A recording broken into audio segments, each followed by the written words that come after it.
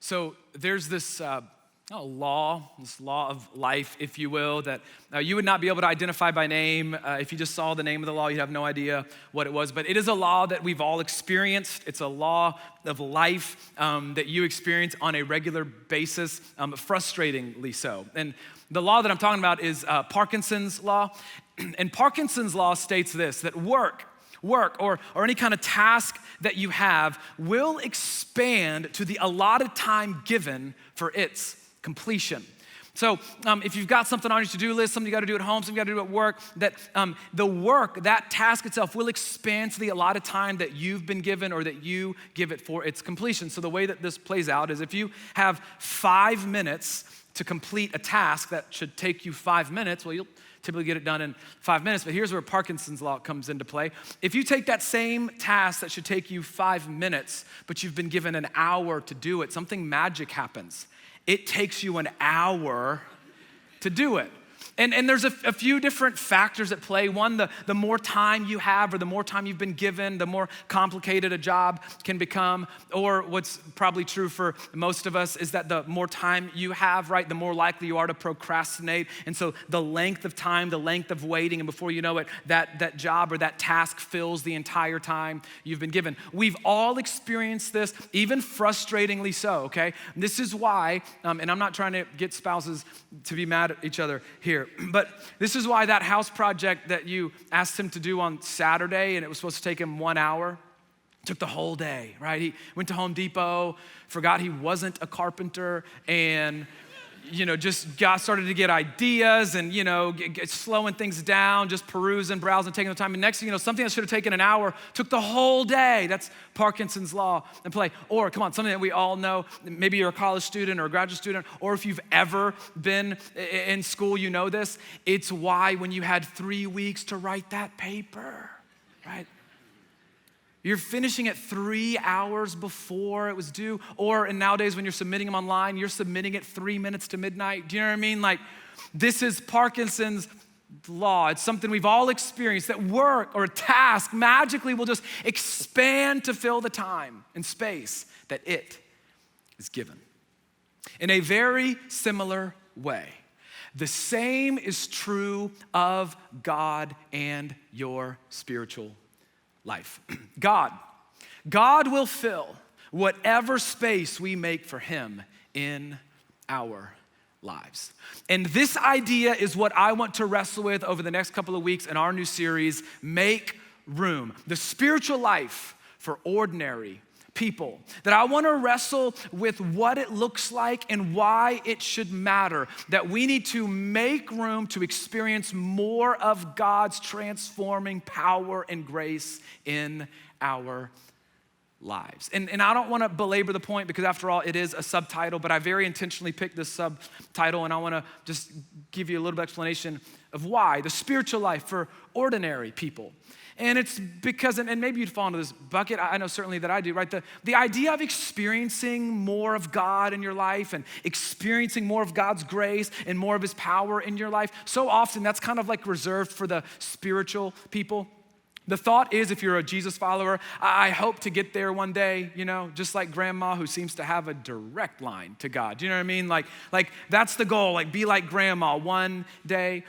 The idea of a thriving spiritual life, experiencing more of God in your life is something that can feel elusive, so ethereal, for others too abstract to actually do anything with it. And then maybe if you are a follower of Jesus in the room and you've been following for quite some time, the idea of experiencing more of God in your life can actually be a frustrating endeavor because maybe you've experienced this. I know I have. The longer you follow, the more stagnant faith and your spiritual life feels like it becomes, and you're like, I don't even know what I'm doing anymore. Well, no matter who you are or where you would plot yourself on the broad spectrum of faith and spirituality. I mean, you might have been following Jesus for years, or you're still on the front end. Maybe you would call yourself convinced and committed of who Jesus is, or you're just curious and peering in. You might have a bunch of Bible verses memorized, or you're not even sure if you own one, okay? The potential to experience more of God's rule, grace, and power and peace and love personally in your life is available to everyone. one. And something that I want to encourage you with, I find this idea so encouraging, that God wants to meet ordinary people like you and I in the ordinary moments of life. In fact, a thriving spiritual life is not one where we have these like high emotional mountaintop moments at church. The spiritual life is not one of these things where it's like you're sitting in your living room in the morning, you're reading your Bible, and then you hear the audible voice of God, okay? If that's ever happened, we need to have a different conversation. I've never heard it. But the spiritual life, a thriving spiritual life, is not these high mountaintop moments. Rather, it is quite simply, and I would say quite beautifully, walking with God and inviting God into the ordinary, seemingly mundane moments of parenting, of working, of schooling, of budgeting, of inviting God into the everyday moments of your life. That God is interested in your life. So, if God will fill whatever space we make for him in our lives, then we'll pivot to the question of the series. How do we make room? How does anybody make room? So glad that you asked. So the way that you make room, the way that I make room, the way that anybody can make room to experience more of God's grace and power in our lives is through these age-old things that the church has practiced for a long time called spiritual disciplines. Spiritual disciplines. Now, for some of you that have followed Jesus for quite some time, you're already feeling guilty. Hold all that for just a moment, okay? And you're like, I don't even know what a spiritual discipline is. Let's start with just disciplines, okay? Let's just knock off the spiritual part for just a second, okay? We're at church after all. Let's just talk about disciplines for just a second, okay? The key, you know this, the key to growing in any area of your life, the key to being able to do something that you cannot currently do is to put into practice the right disciplines that make room, that set the right conditions for you to progress and eventually be able to do the thing that you can't do or are not currently doing. Here's a pretty just kind of run-of-the-mill definition of a discipline. A discipline is any activity that you can do, any activity that I can do that will enable me to eventually do what I cannot currently do, right? Any activity, any discipline, any activity that I can do by my own willpower that will eventually give me the ability to do what I could not do, that will eventually give me the power to do what I could not do before. Let's take a really simple example. Running a marathon, okay? Running a marathon. You don't wake up and just decide tomorrow, after having never done any kind of running, that I'm gonna run a marathon. If you did that tomorrow, we might not see you the next day, right? Like, what do? If you decide to run a marathon, you put into practice the discipline of running. I've never done this, but I've heard if you train for a marathon, you get on a plane, right? You run 3 miles, and 5 miles, and 7 miles, and 9 miles, and 13, then back to 11, then 14, and eventually through the training program and the discipline of running, you have now gained the ability, you've now gained the power to run a marathon, and you've got the bumper sticker to prove it, right? Disciplines enable you to progress. They facilitate growth. And even in some cases, and you've experienced this, especially in some cases with your health and even in certain relationships, certain disciplines, the right disciplines can be life-changing and even life-saving. What they do, they make room for you to access a power that you did not have before, to do what you could not do before. And the same is true with spiritual disciplines. And maybe even more helpful, change the language. They're spiritual habits that you should put into practice. Or maybe what a lot of authors and pastors that have been impactful to me that talk about these, call them spiritual practices. Spiritual practices, age-old practices that church has been practicing for centuries that make room for us to experience more of God in our everyday lives. Things like the personal study of the scriptures, silence and solitude, prayer, sacrifice, fasting, Sabbath or rest, okay? But before we get into the details of the disciplines and before we get into all of that, okay, don't worry, we're not going there just yet. I don't want to get ahead. We've got to lay a groundwork. We've got to lay a groundwork for specifically what the spiritual disciplines are not. What they are not. Before we get into what they are and how to practice them, we need to get a few things right about what the spiritual disciplines are not. And I hope for just the next couple of minutes to take the pressure off some of you Christians are already feeling guilty, okay? So just hang with me for 1 second. Here's what the spiritual disciplines are not. They are not a barometer of spirituality. They are not a measure, a barometer of your spirituality. It is so easy. It's so easy to grow burdened by the idea of reading my Bible and praying and sacrificing and giving and all of those things if we think that God is grading us on our performance based on how well or how often we do them. Come on, we've all had moments where we felt guilty.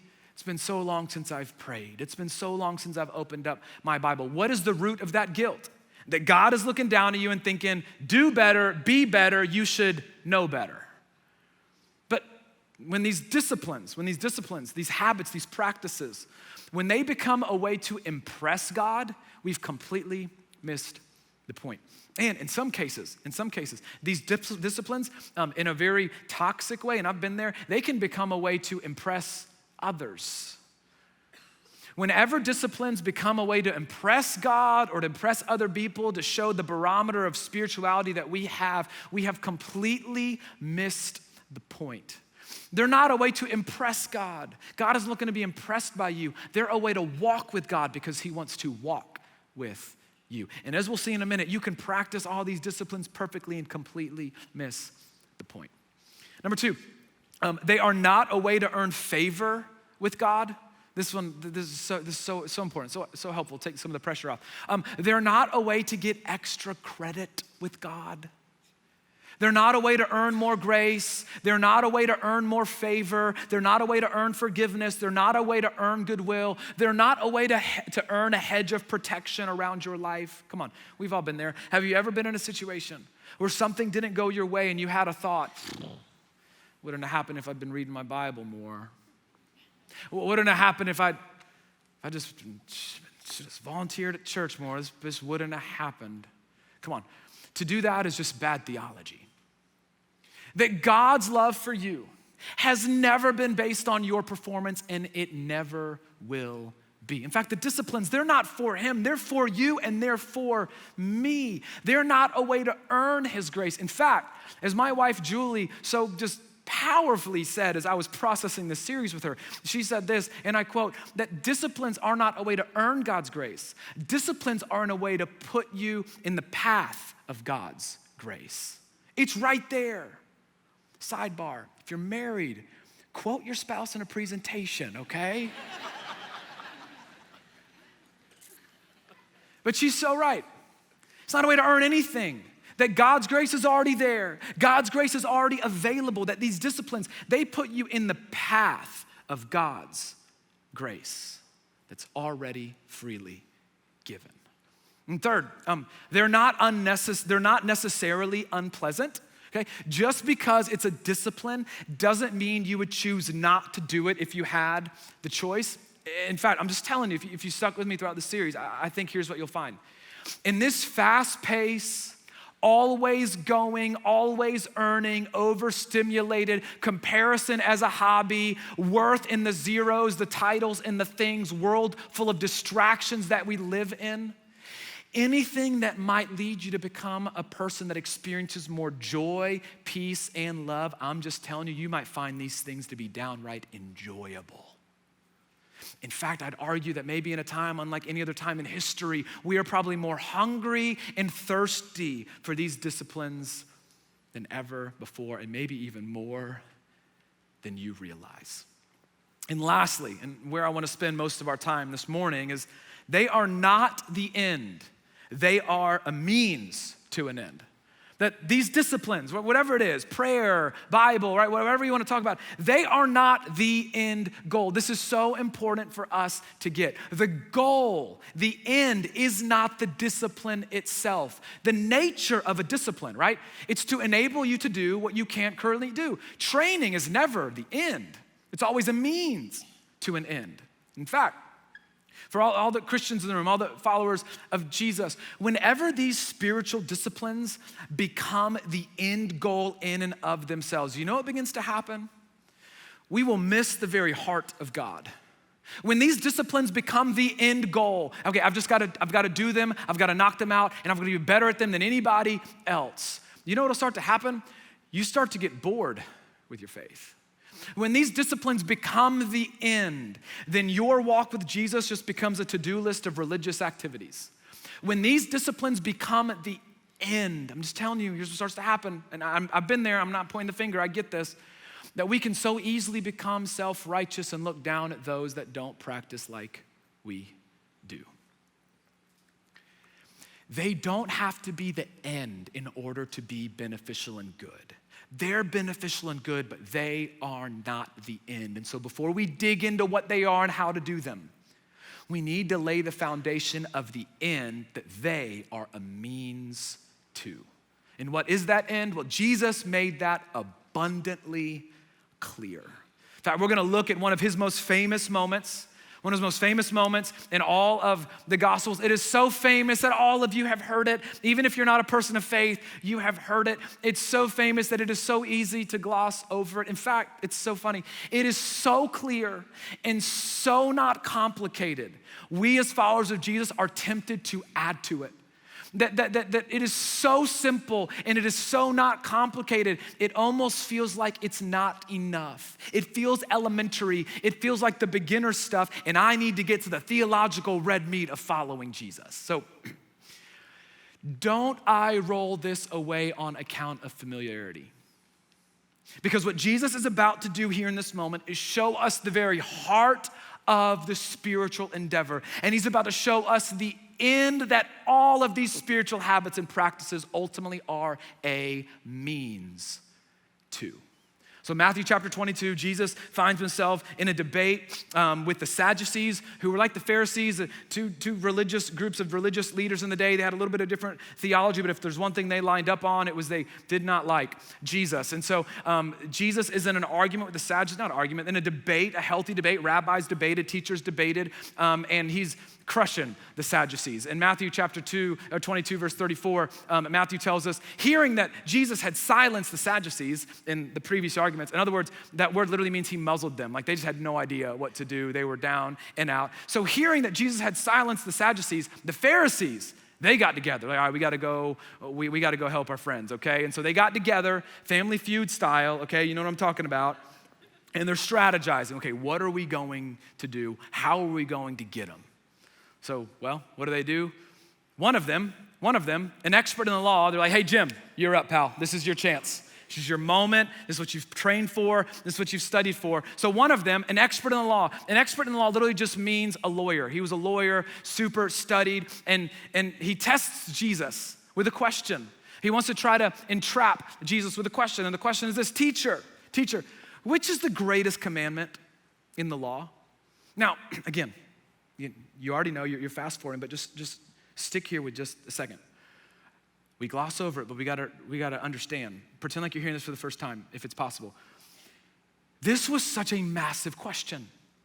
You've got 613 commands in the law and a bunch of oral tradition around the law and different laws that they made up that kind of built fences around those laws. I mean, to ask Jesus to sum this up was almost impossible. In fact, the question was meant to cause debate.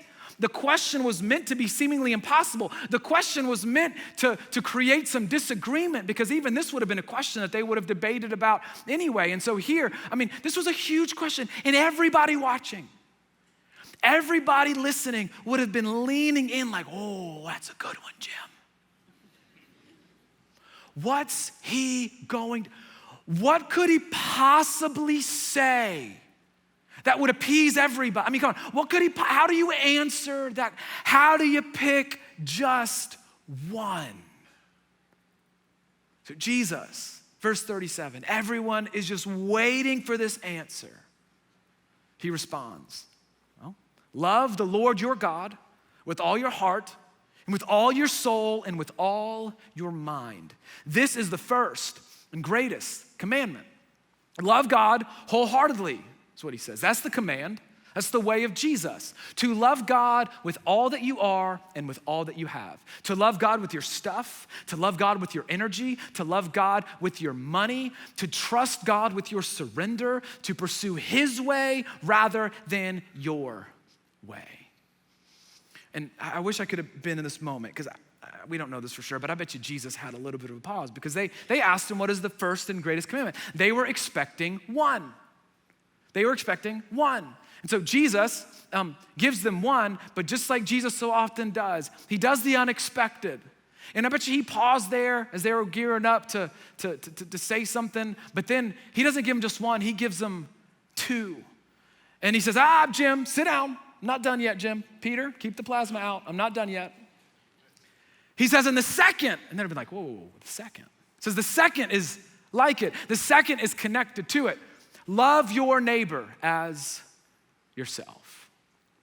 Wholehearted love for God means seeing other people as God sees them. All people are objects of God's love. So the logical conclusion that Jesus is arguing, according to him, is that to love God with all that you are and all that you have, you must and you will love all people. No conditions, no exclusions, no restrictions, no exceptions. Whoever doesn't love their fellow human being fails to love God wholeheartedly. He takes these two and he links them together, bonds them together for good. And then as if that wasn't shocking enough, Jesus, he kind of takes it a step further. Again, this is so normal to us, but the language here is so important. The question from the lawyer was, hey, what's the first and greatest commandment of the law? Jesus goes on to say, all the law and the prophets hang on these two commandments. In other words, you asked about the law. I'm gonna lump in everything you've ever heard from God.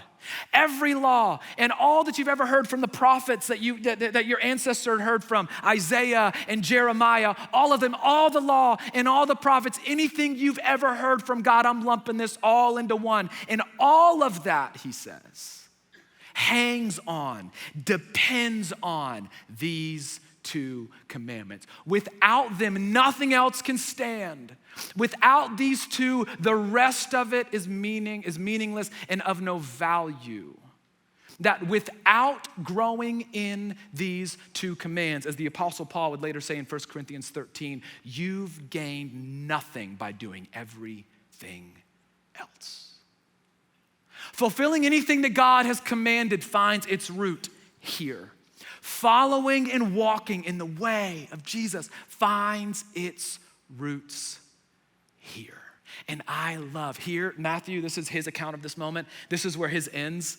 Mark must have been a lot snarkier than Matthew, because at the end of his account of this moment, he adds this line, and from then on, no one dared ask him any more questions. Mark was like, hang on, I'm gonna put this in here because he got him. The reason's obvious.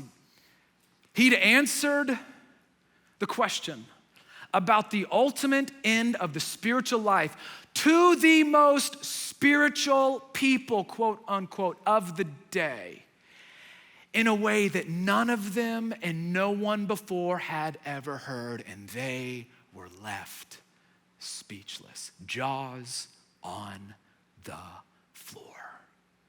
And no one dared ask him another one. More important than your sacrifices, more important than your burnt offerings, more important than your prayers in the public square. Love God, love people. And the irony was, he was saying this to a group of people that put spiritual activity and practiced spiritual activity at the expense of this very command. Love God, love people. Without them, you've gained nothing. And here's a little hint. Here's a little, bring you in. You don't ever graduate from these two commands. You don't ever get there. You don't ever make it there. This is it. Like, this is the end and the goal. Not some kind of discipline. I love what John Ortberg, who's a super influential pastor and author that has influenced my life greatly, this is what he wrote about this. He said, the true indicator of your spiritual well-being is growth in the ability, the power to love God and love people. And if we can do this, I love this is so real. If we can do this without the practice of any particular spiritual disciplines, then we should by all means skip them. They're not the goal. They're not the end. And if they're not helping you become more of a person of love, to love God and love people, then by all means, just skip them. But here's what John knows. Here's what you know, and I'll speak for myself. Here's what I know, okay? Get real vulnerable and honest. You have to promise to not leave our church, okay? I'm not naturally good at loving people. I'm not naturally good at showing compassion. I'm not naturally good at being kind or patient. I know, it's shocking. I know, it's crazy.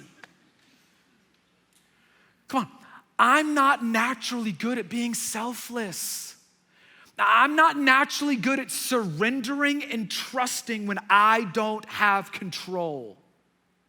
I'm not good at living with peace, joy. You know what I am naturally good at? I'm naturally good at being selfish, prideful. More than I'd like to admit, I'm naturally good at being controlling. I'm more naturally good at worrying and stressing when I'm not in control. In other words, I'm really naturally good at being myself. Anybody else? I'm naturally good at being myself. I'm not naturally good at loving God and loving people. In other words, I'm naturally good at being myself, and I am not naturally good at being like Jesus. Our teacher, our example, our Lord, a living, breathing representation and perfect demonstration of what it means to love God and to love people. And this is not elementary, and this is not rudimentary, this is not 101 stuff. This is the goal. He is the goal, full stop. So we've come then full circle. The spiritual disciplines, like any discipline, enabling you to do what you cannot do on your own.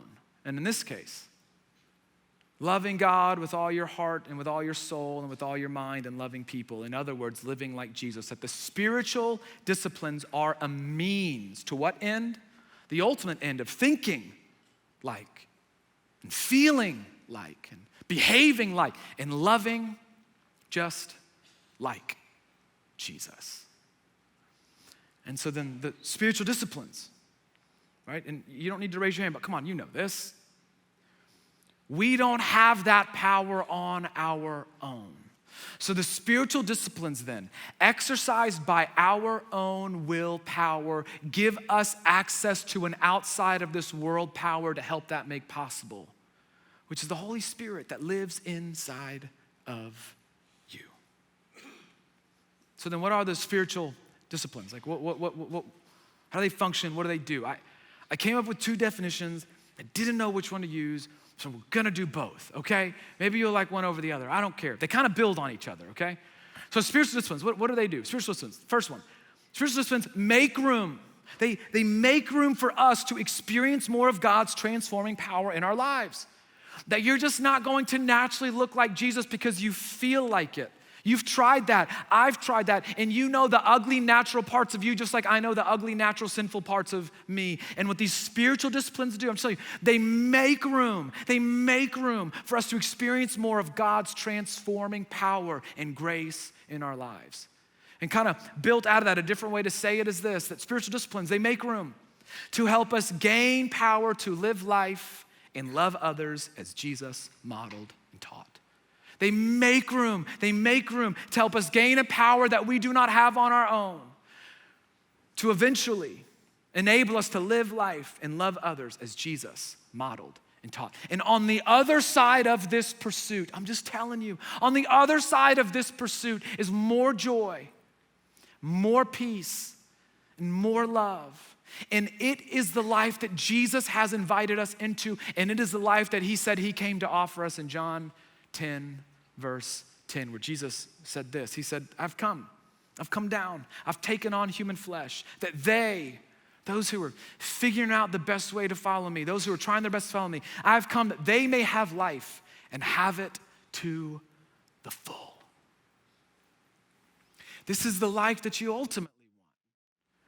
A fulfilling life, a full life marked by peace, marked by joy, marked by love, and all those three together infiltrating every area of your life, infiltrating every relationship in your life, preceding every thought, anchoring your soul in any circumstance to the hope of Jesus, and living and walking with more purpose than you could have ever imagined.